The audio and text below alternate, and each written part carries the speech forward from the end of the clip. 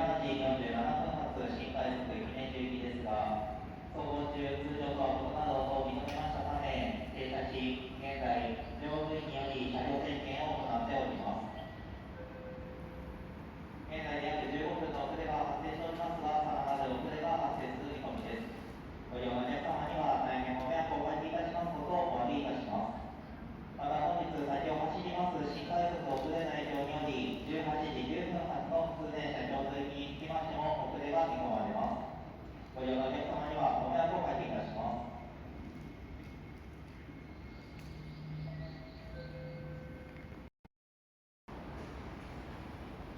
17時47分発新快速姫路行き、現在も博多駅手前に停車し、車両の確認を行っております。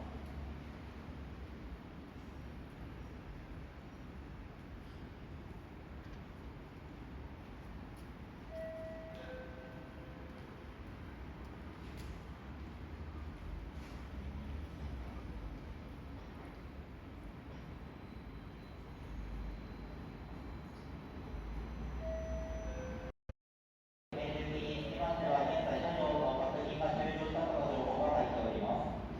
17時47分発新快速姫路行き、現在車両の確認が終了したと情報が入っております。